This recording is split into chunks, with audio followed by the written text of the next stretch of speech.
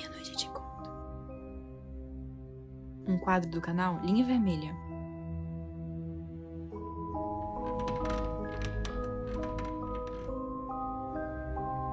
Depois de se mudar para uma casa antiga, um comerciante e sua família percebem uma presença indesejada no lugar. Aí quando é fé, né, passou uns 15 minutos, ele chega branco igual uma vela e chorando dentro de casa. Eles não acreditaram, até que uma série de coisas estranhas começaram a acontecer. No dia que vocês mudou aí, eu vi ela sorrindo na porta da cozinha.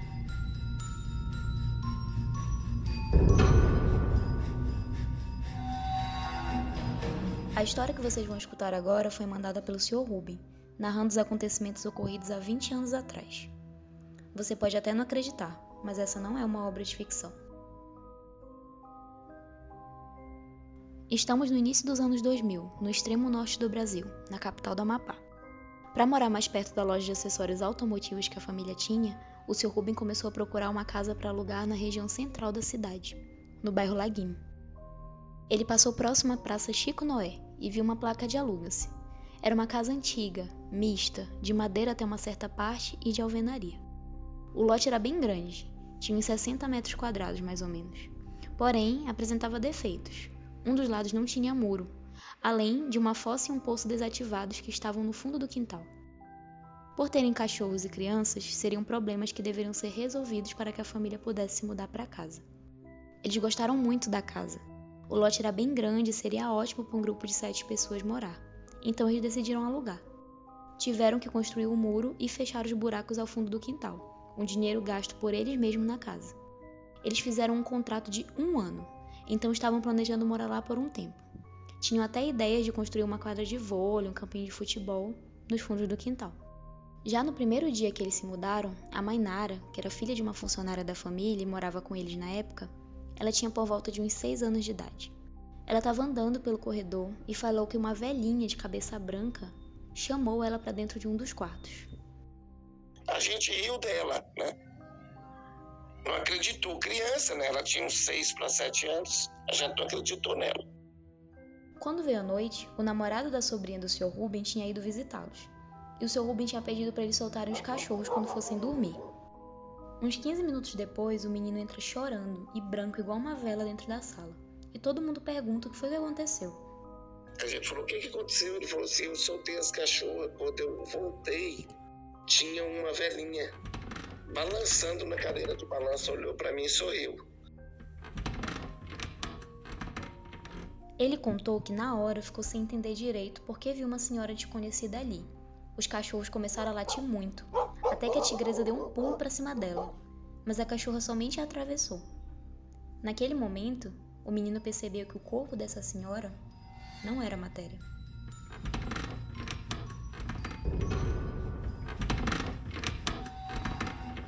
Já era a segunda pessoa que falava ter visto a mesma senhora na casa, e as duas a viram no mesmo lugar. E mesmo eles ainda não tendo acreditado nessa história, isso começou a trazer dúvidas e a preocupá-los.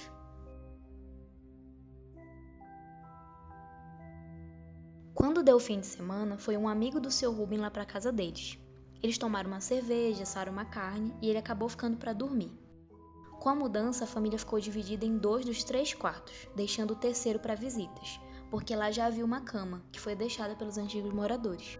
O amigo do Sr. Rubem dormiu nesse quarto, e quando foi no outro dia, o rapaz acordou e já saiu dizendo que ele não ia dormir naquele quarto nunca mais. O pé dele doeu a noite toda, e quando ele acordou, estava sangrando. Ele disse que devia ter sido algum rato que roeu o pé dele de noite. Ela falou, rato? Não é possível que o rato tá comendo pessoa viva, né? E ele pegou e falou, não, eu tive um pressentimento muito ruim, puxou até que machucou o meu pé nesse quarto. Depois disso, não tinha mais jeito. 2 pessoas terem visto uma senhora nesse mesmo quarto e o homem acordar com o pé sangrando, tendo um pressentimento ruim, realmente tinha alguma coisa de errado acontecendo. O Sr. Rubem e sua família ficaram atônitos, e tudo o que eles mais desejavam é que esse fosse o último dos acontecimentos estranhos. Mas uma série de eventos medonhos ainda estava por vir.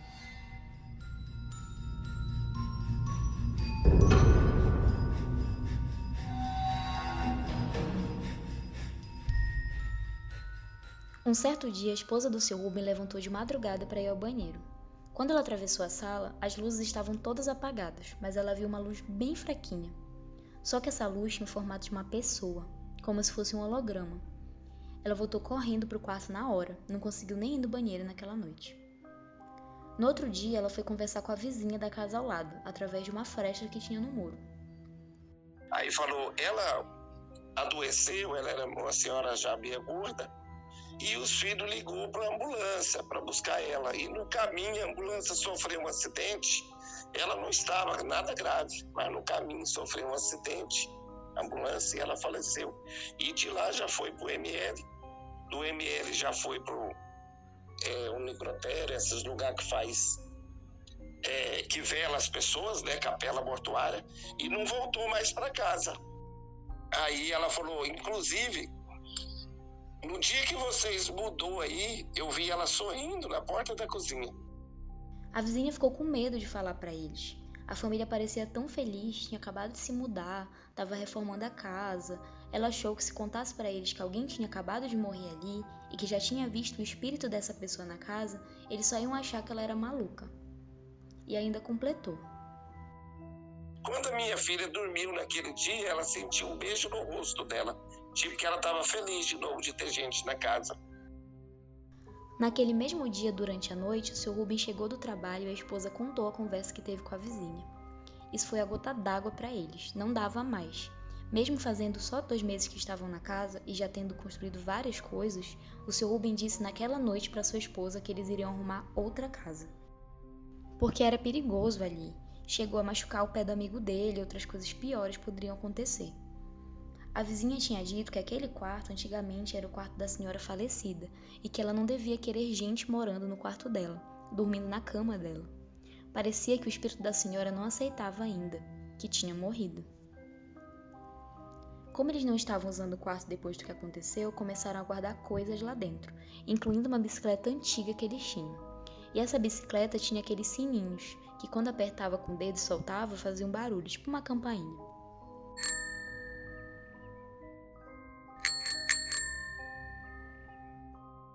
Mas esse sininho era duro, nem criança conseguia apertar. Os filhos do seu Rubem mesmo nunca conseguiram. Eles foram dormir, e quando deu meia-noite eles acordaram com a casa sem energia. E então começou a tocar o barulho da campainha da bicicleta. Eles levantaram muito assustados, e quando foram andando para sair do quarto, perceberam pelas frestas da parede de madeira que vinha a luz de outros lugares, de fora da casa. Quando eles olharam pela janela, a rua toda tinha energia, menos a casa deles, e a campainha da bicicleta continuou tocando. O seu Rubem, mesmo sem saber o que fazer e petrificado de medo, juntou toda a sua coragem para lidar com a situação.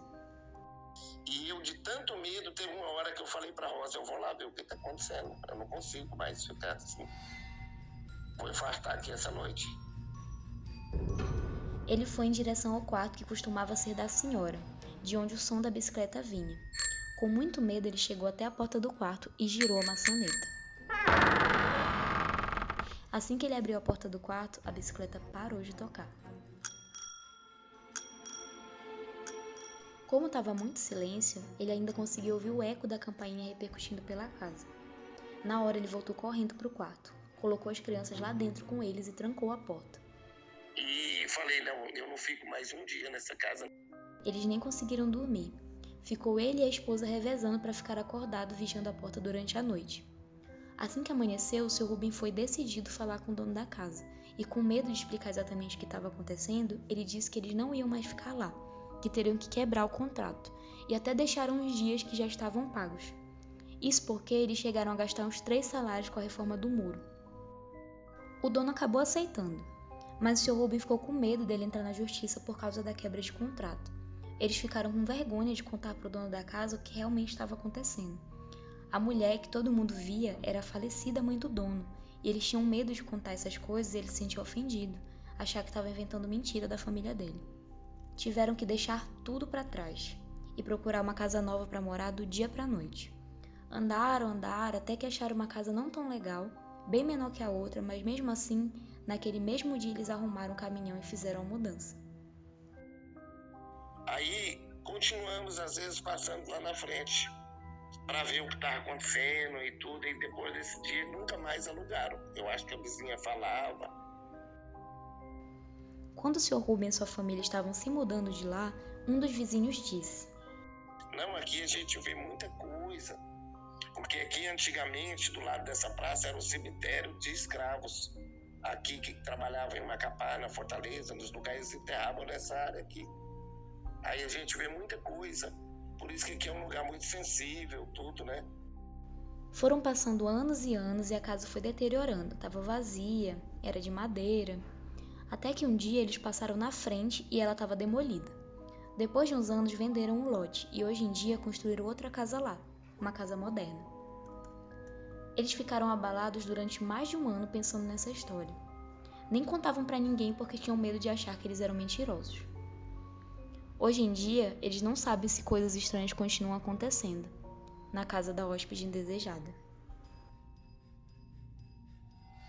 Esse podcast foi produzido por Ana, Dai e Luísa. E nos vemos no próximo episódio de Meia-Noite